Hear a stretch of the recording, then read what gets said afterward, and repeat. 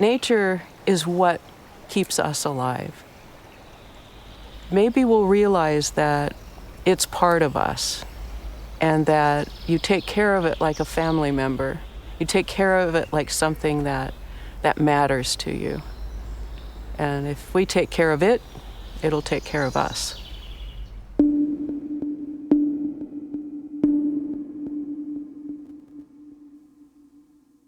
Being human, we have always been shaping nature according to our own ideas. We construct landscapes. We decide which animals and plants are worthwhile protecting. But our lifestyle also causes their extinction.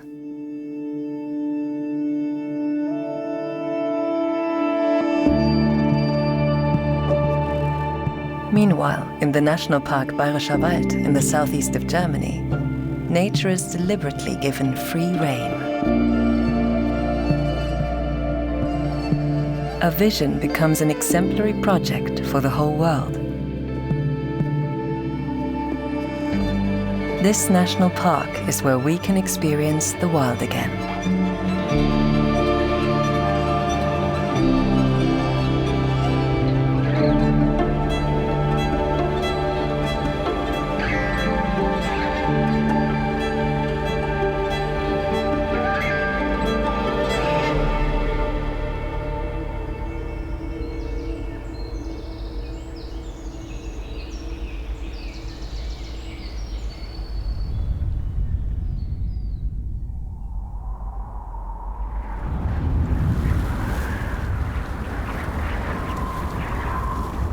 Far into the 19th century, the Bavarian forest was rather remote, and many parts were inaccessible.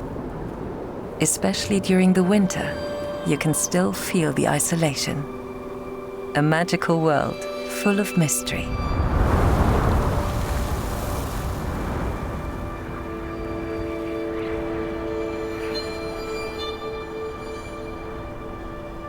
Here, the philosophy of letting nature be nature was born.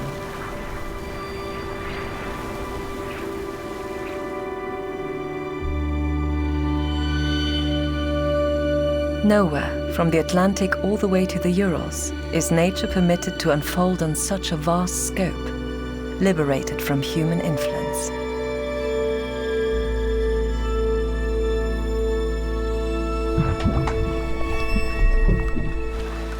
Is it appropriate to think we are superior to nature? Don't animals and plants have a right to live untouched by us? Who will give them a voice? These are the last of their kind, these kinds of forests, like the National Park Bayerischer Wald. It's one of the last places left where we can learn how nature does things.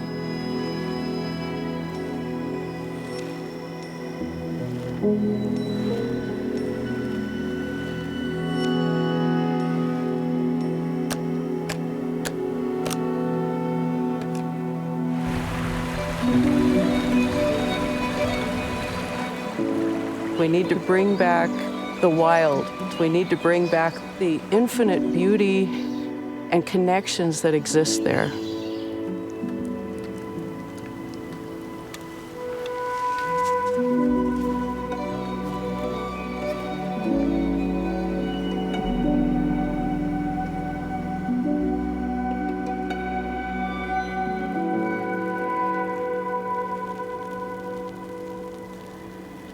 Humans are part of nature, but we keep repressing it. Only 1% of the whole of Europe is free from human influence. The National Park Bayerischer Wald shows that coexistence of humans and wilderness is possible, even in densely populated areas of Europe. Located in the southeast of Germany, together with its bordering Czech Šumava National Park, this park forms the largest continuous forest reserve in Central Europe.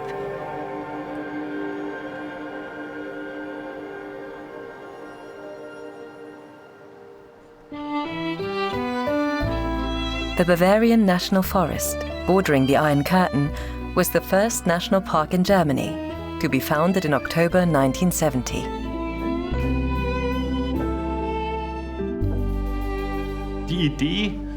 The idea of letting nature be nature in a forest reserve was quite revolutionary from a German perspective, because we're simply trying to stop intervening directly in the system. We're all stepping back and allowing nature to fully take its course without any predetermined objectives.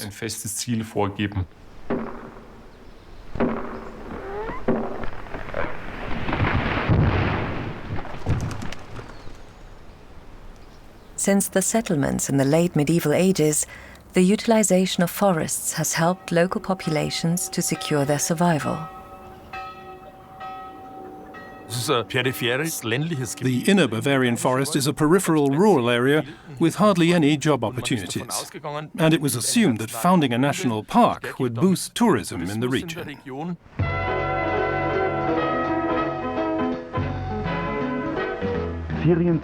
Vacation centers for campers and caravanners, but also providing the comfort of a bungalow. Modern holiday oases open all year round.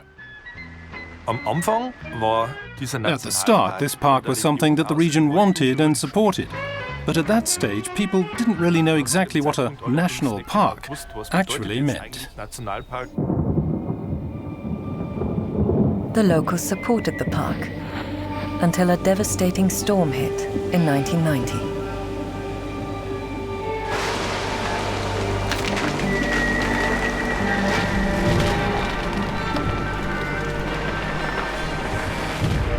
Thousands of toppled trees, a perfect feast for the bark beetle. However, it was decided not to fight the beetle. For the first time, humans did not interfere. In national parks, nature must be allowed to evolve naturally. Consequently, we weren't allowed to deforest what had been damaged by the storms, since according to international guidelines, it couldn't be defined as a national park anymore. So when the bark beetles came to devour the breakage left by the winds, it was decided to let them do their work. Es wird nicht bekämpft. Die Natur wird sich selber überlassen. The national park opponents demanded combating the bark beetle, which would have meant the end of the idea of letting nature be nature. In dieser Form wollen wir nicht. You simply never associate pictures of our forests as showing any dead trees left standing in a wood, and that's why people were so incensed. Our ancestors fought hard to make the wilderness habitable, argued the opponents, demanding the abolishment of the national park. But they did not prevail.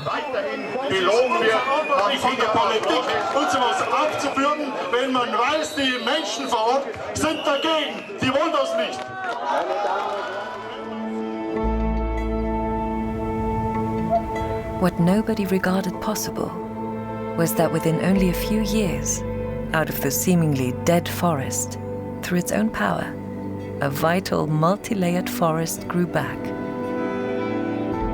We live in a world today where human development is destroying ever larger areas of the natural world. And so there's a real need to protect as many areas that are still untouched as possible, to give them the protection of reserves or national parks before it's too late. The National Park Bayerischer Wald is a really important landmark in this effort to protect the woodlands for future generations.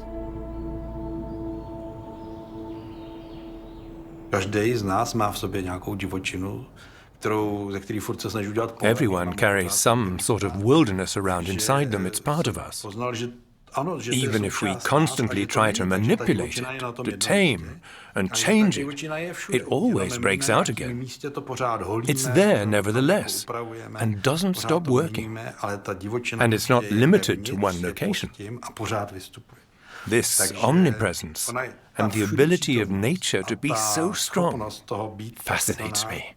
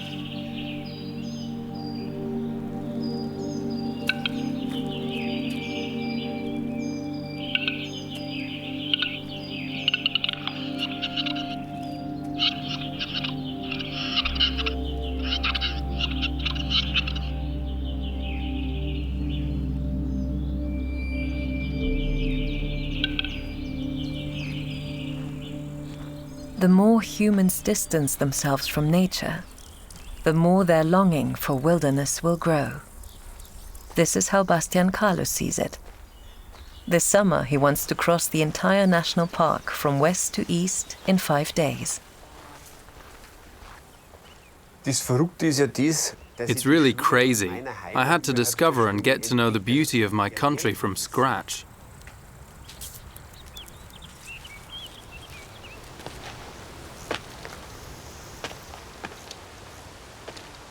When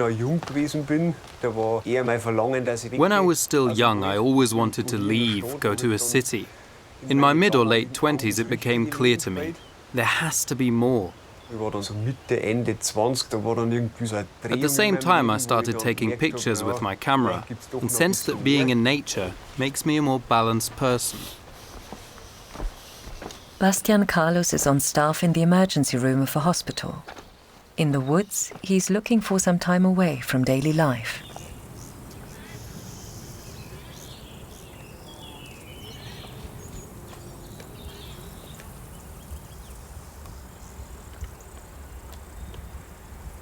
The wilderness is gradually returning to the national park. In order to observe this, I spend a large part of my life here. The national park has become my home. It could easily do without me, but I couldn't do without it.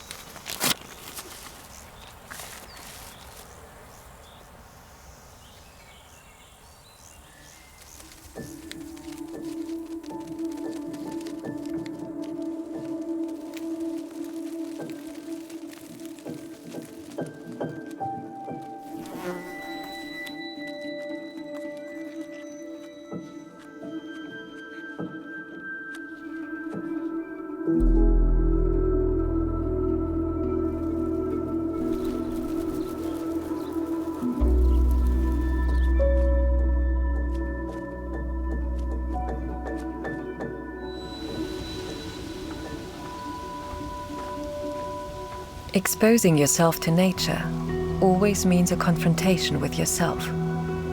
For Bastian Carlos, this is the primary motivation when hiking through the park.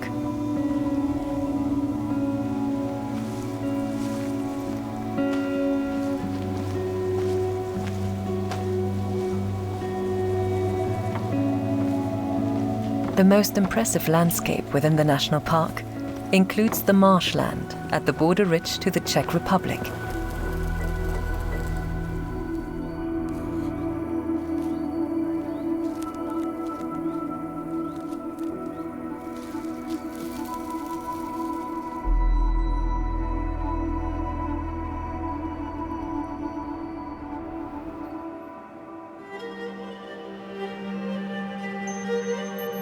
It's a favorite place for Germans to recover their health, but now it's sick, even terminally so. Wildfires, storms, and in addition the climate change. Ideal conditions for the bark beetle. Trees are having to be removed to stop these tiny insects from spreading any further. Between 2018 and 2020, around 180 million trees in Germany fell victim to the bark beetle, storms, heat, and fires.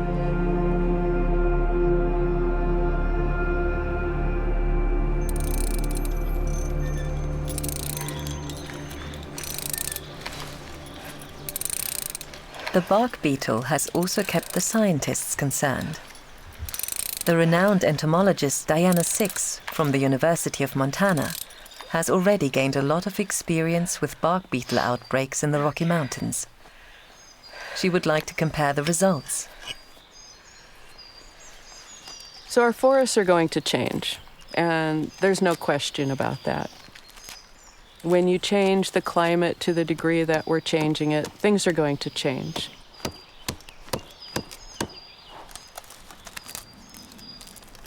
But our best bet to understand how our forests are going to change is to look at forests that humans are not manipulating. We have to have a baseline where we know what nature would do.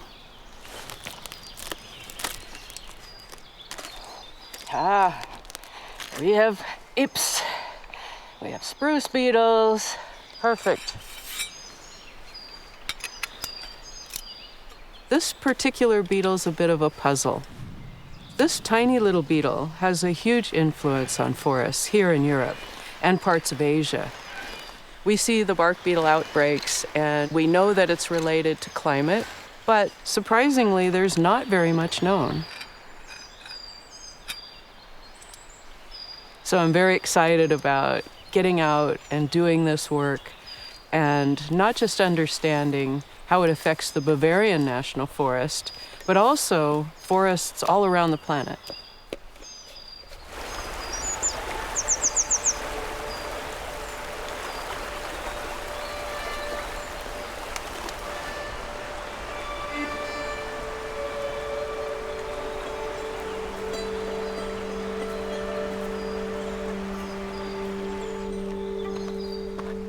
Diana 6 also tries to find the causes for a sudden recession of bark beetle invasions. Trees can't walk, trees can't run, and trees can't hide. So when you have an enemy come along like the European spruce beetle, then trees have no real option but to stand their ground.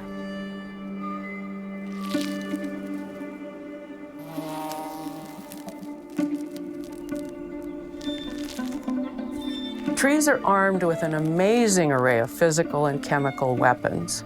They fight back, and they fight back really hard. If not enough beetles show up, that means that the tree wins and the beetles die.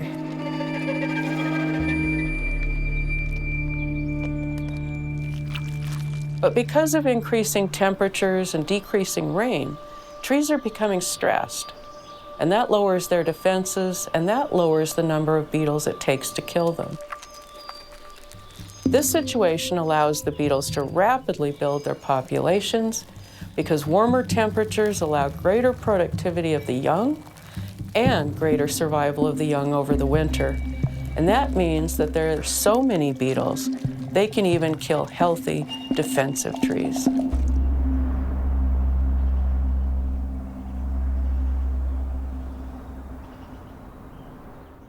Is the bark beetle an enemy of the spruce tree, or does it belong to it? Our results have ultimately shown that it's simply a process of rejuvenation.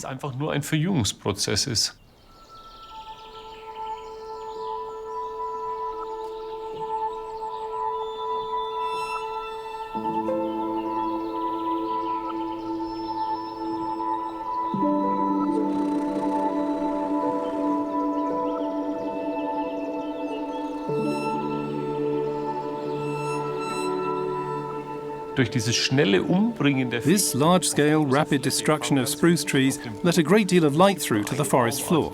And there's only one type of tree that has really benefited from this process, the spruce tree itself. So for the spruce, not much has happened. It has simply rejuvenated itself.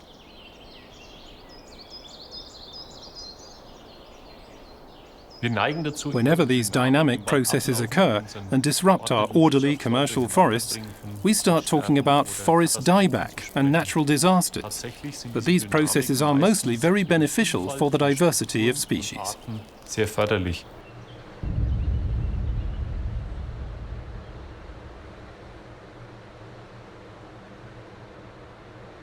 Chainsaws kill far more trees than bark beetles blow down or droughts. We just don't realize that. We don't refer to a tree we're sawing down as dead because we've used it. Those are two different things. From the tree's perspective, it makes no difference.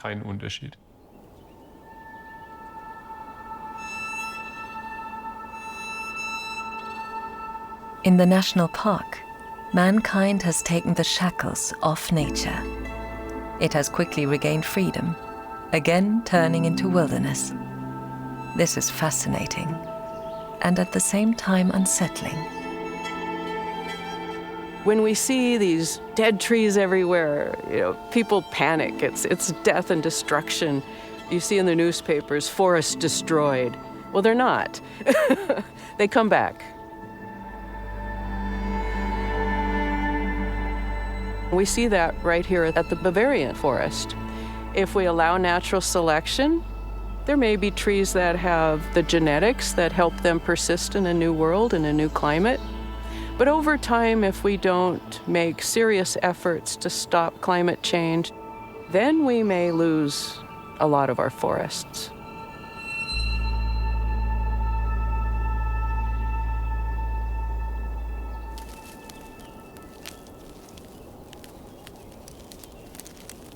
The beetle can't do any of that without drought and without climate change. So it's not all happening because you have this mean beetle, this bad bug. The beetle is really just responding. And in reality, it's us. And so it's no longer the beetle and the forest, it's us and the beetle and the forest.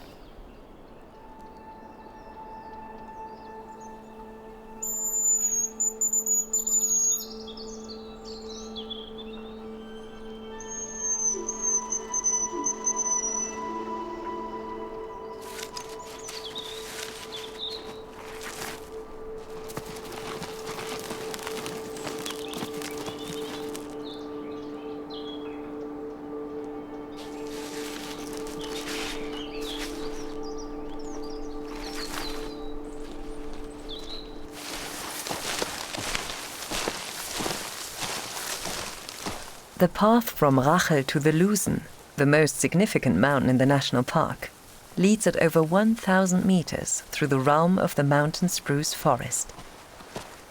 In this harsh environment, only rowans and the great maple grow alongside the spruce trees.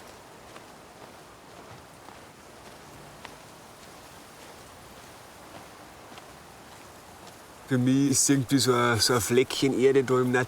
would compare this area of the park to Alaska or Siberia, or to Nordic countries. All the beauty concentrated in one small spot. You don't have to fly around the world. You can just put on your shoes, go outside, and with a bit of luck, you'll have the best day of your week.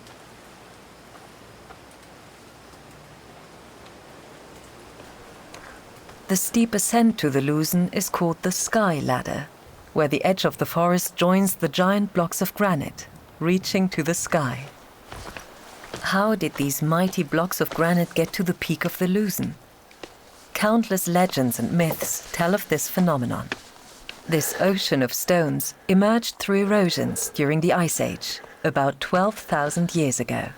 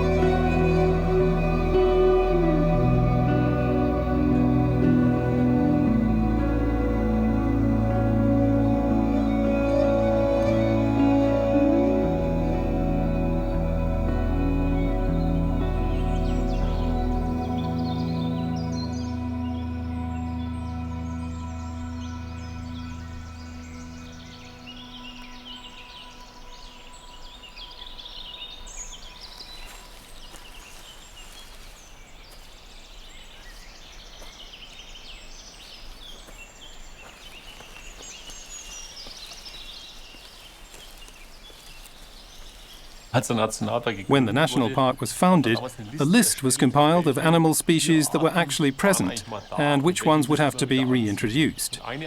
One missing species was the lynx.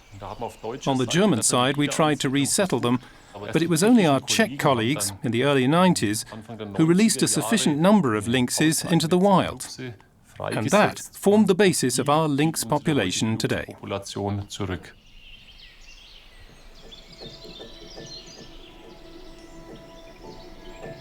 The lynx has become the signature animal of the national park. And every lynx cub is an inspiration of hope. At this point, there are 28 adults and 3 cubs. They are safe here.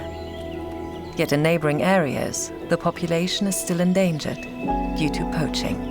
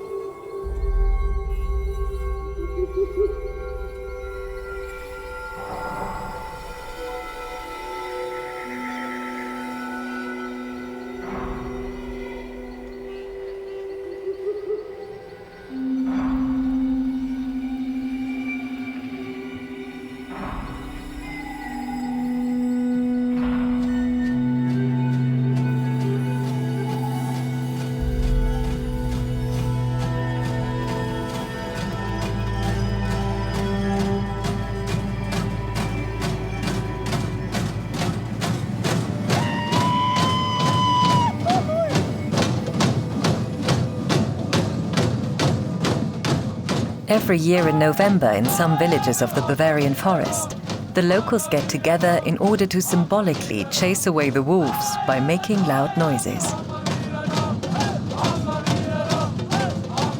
They refer to a custom from the 18th century, when shepherds had to protect the cattle on the mountain meadows from wolves.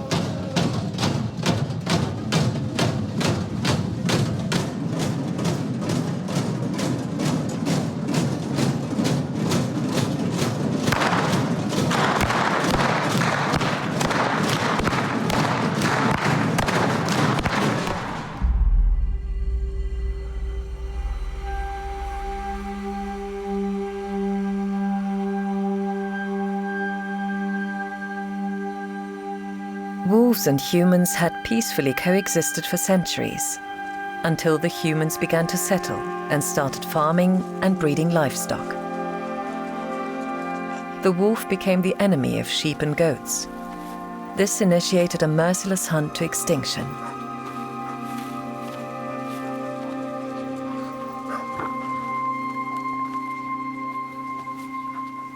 Der Wolf ist von selber wieder eingewandert. The wolf migrated back on its own, and not just to the national parks, but to the whole of Germany, from Poland and then from Italy as well. And then there was an exciting romance between a Polish female and an Italian male at the border ridge of the park. Ultimately, it resulted in the park's and Bavaria's very first wolf cubs. Wolves continue to live in the border area to this day. They're very good at resettling former habitats, if humans allow them to do so.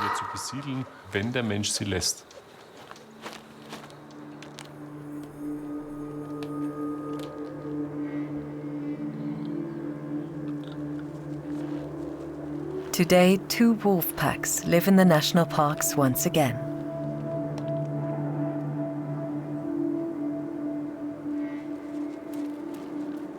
I consider the wolf as fundamentally important to the ecosystem. We've missed him here, and so for a long time humans have tried to replace him. Now he's come back and wants to complete the wildlife. We should embrace this development with humility and respect and say, yes, of course, you belong here.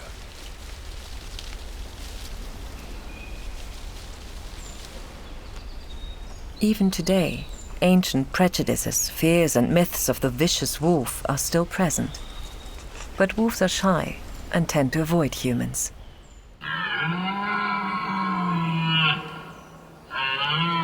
Wherever the wolf leaves its tracks, forests grow, says a Russian proverb.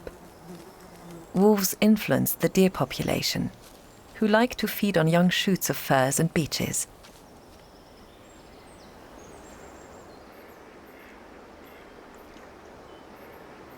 Therefore, wolves contribute to the regrowth of natural forests. With the return of the wolf, the big animal fauna on both sides of the border is nearly complete again. Only the brown bear and the European bison are missing.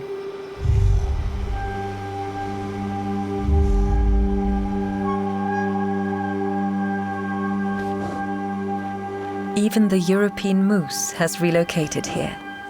Up to 15 animals are estimated to currently live in the Bavarian National Park and its bordering areas.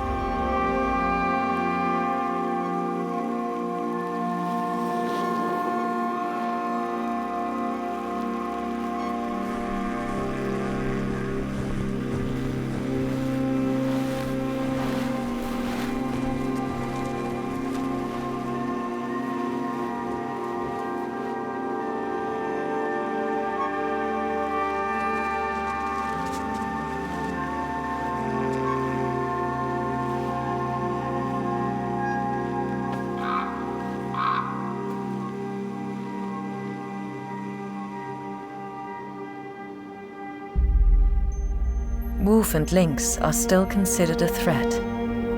During the past 25 years, 83 lynx were killed illegally within the neighborhood of both national parks.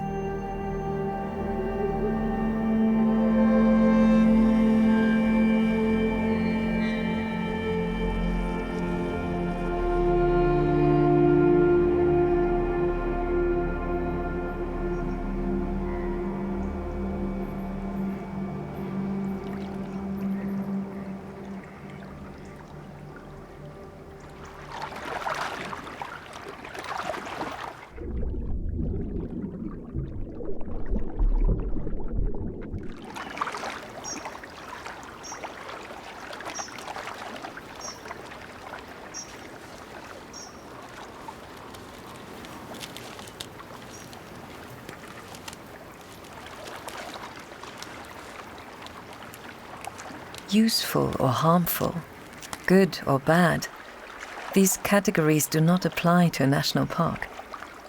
The diversity of life is all that matters. Wilderness has a lot to do with respect, with tolerance, and with acceptance. Often people need to come a long way to realize this.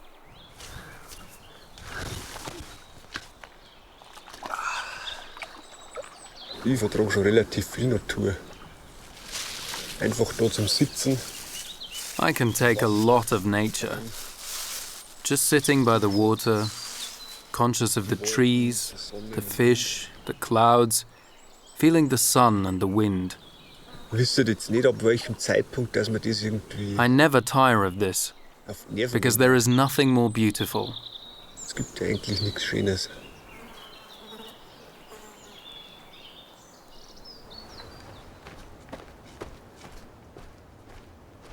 Wenn ich längere Zeit in der Natur unterwegs bin und das in aller Ruhe und in aller Gemächlichkeit. Whenever I'm out walking by myself, I become part of the whole and get a sense of belonging. Und durch das auch eine gewisse Zugehörigkeit wieder habe.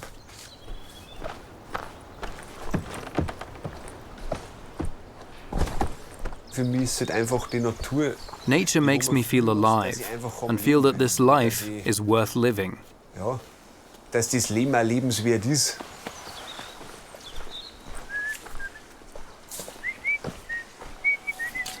For Bastian Carlos, looking out on the neighboring Šumava National Park in the Czech Republic is the epitome of freedom.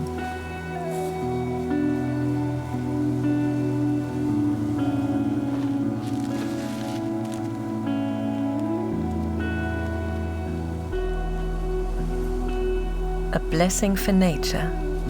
Where once the Iron Curtain divided west from east, it has regained its territory.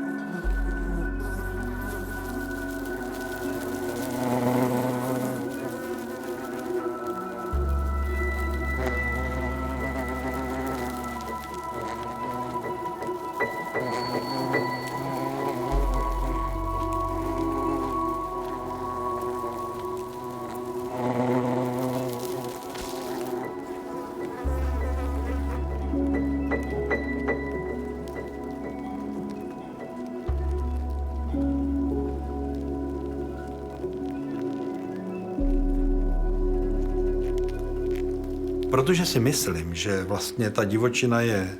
Wilderness is omnipresent. Natural processes are taking place everywhere. It's just that we humans can't see it because we've forgotten how to. I'll put it in a metaphor. The body is wild nature. Our clothing is our cultural world. If we constantly hide our body behind our clothing, it doesn't do our body any good. The body needs space to express itself. Takže my musíme tomu tělu dát taky prostor, aby se nějak projevilo.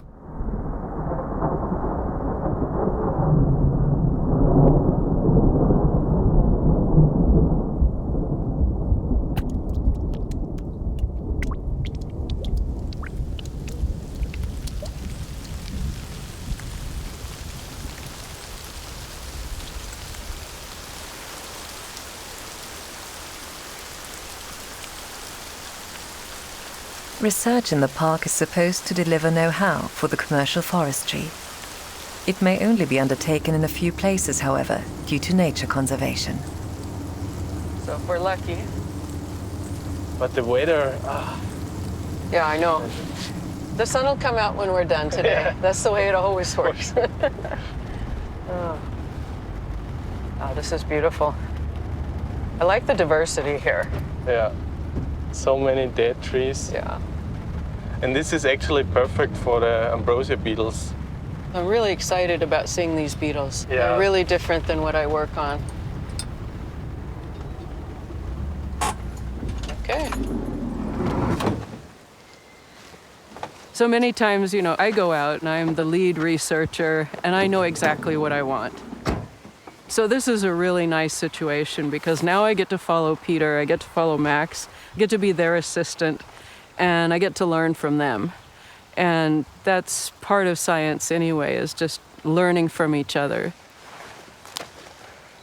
Sorry, it's hard to move here, but that's what makes it so rich. Yeah.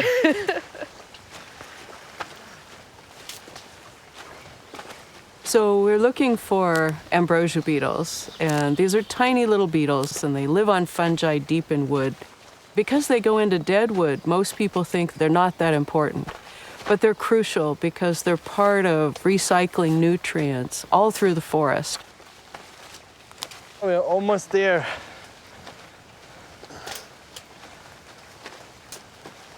Oh, okay. I'm not sure. Looks a little old. But it doesn't look like beetles. No attacks, huh? No attacks. This is the old dead side. Yeah. Yeah.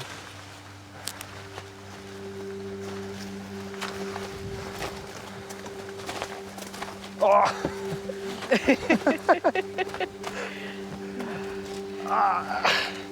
I thought you liked dead wood.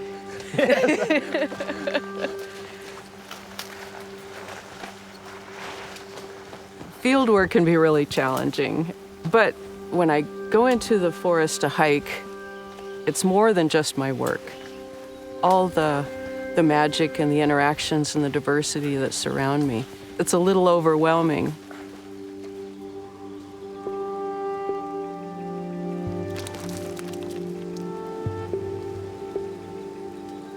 I see more than trees. I see more than plants and the birds. For me, I'm looking at a web of interactions, because that's what biodiversity is. It's not 500 species in this place. It's actually 500 species in this place interacting to provide functions to themselves, to the ecosystem, and of course, ultimately, that affects us as well.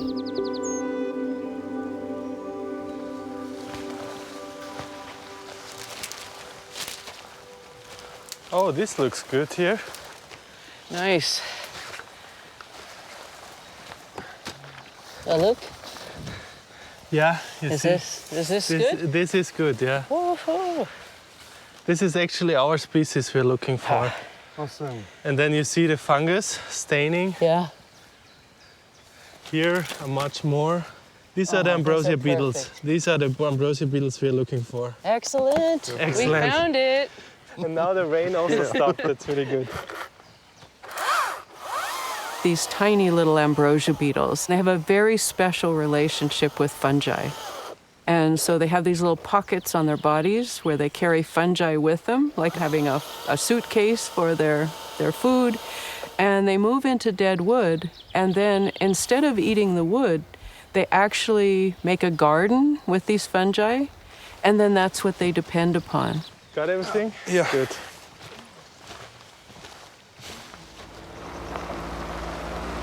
In one of the park's research stations, the scientists are evaluating their results.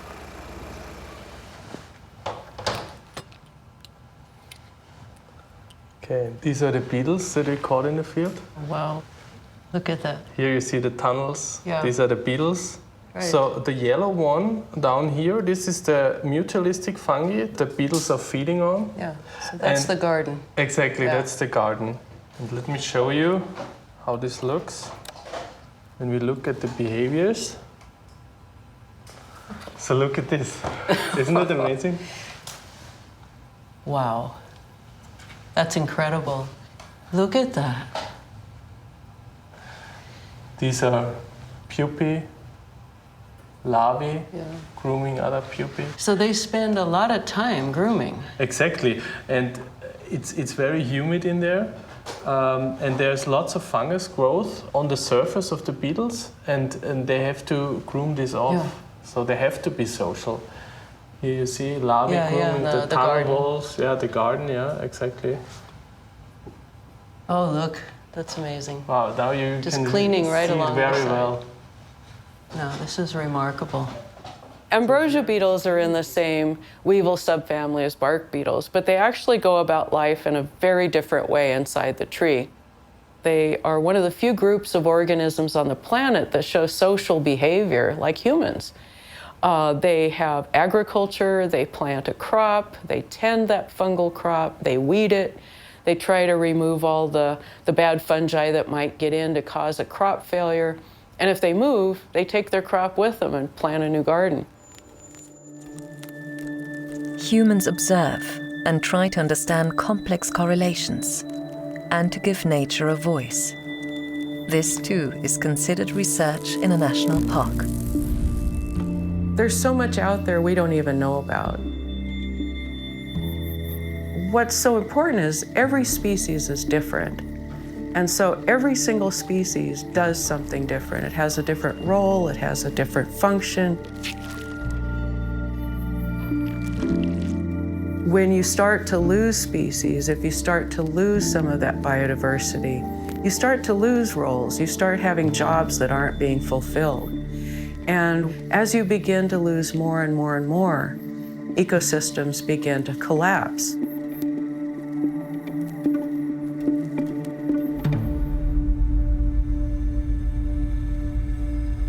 Humanity has already wiped out approximately 1 million of around 8 million animal and plant species worldwide.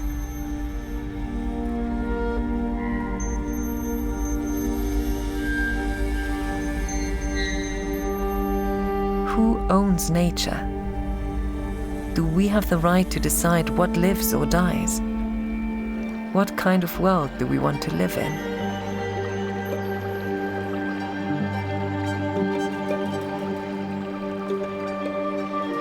If you wish a forest to have the true biodiversity and all those services that it provides to us as well, you have to allow the natural processes to occur.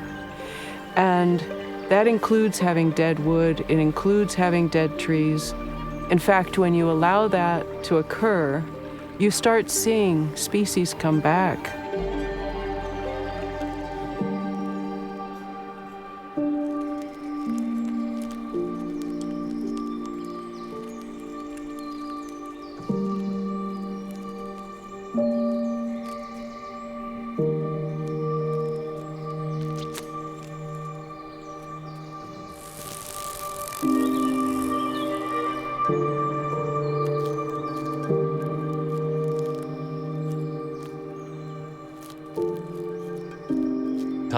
What we're seeing is that species that are extremely rare or nearly extinct in Germany are suddenly becoming more numerous here.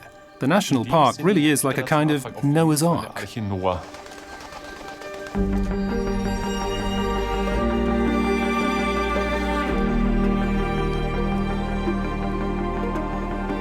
Almost a quarter of all animal and plant species known within Germany live in the National Park Bayerischer Wald. Amongst them, 2,000 species of beetles.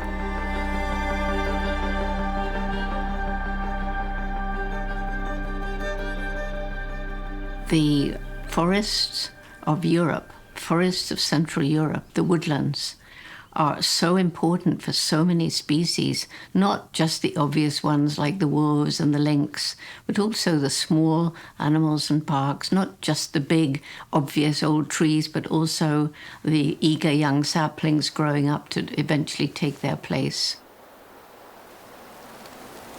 For humans, wilderness represents an ongoing challenge. It's about the capacity to love and accept it as it is. The love of nature for its own sake. Bastian Carlos has long understood this on his walks through the national park. On the fifth and final day of his journey along the border to the Czech Republic, he carries this knowledge with him.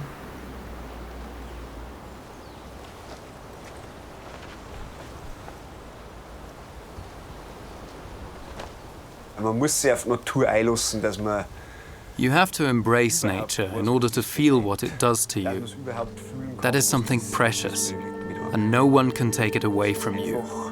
Einfach ein Schatz, den du für dich hast, den der keiner nehmen kann. It's your experience, and one of the most important things in life. Das ist eines von den wichtigsten Sachen, die man machen kann.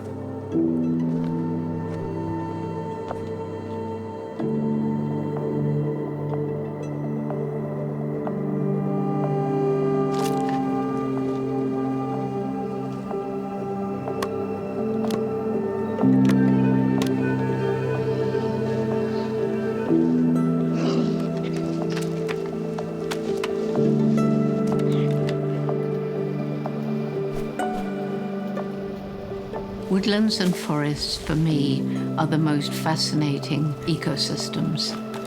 And I'm not really sure why.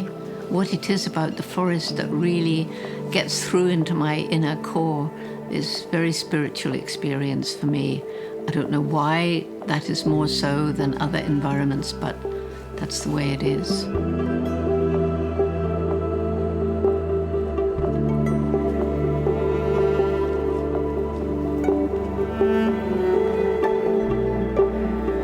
National forests and national parks really provide an incredible opportunity to understand how our forests may be able to persist into the future. We need to come here, we need to protect it, we need to learn from it.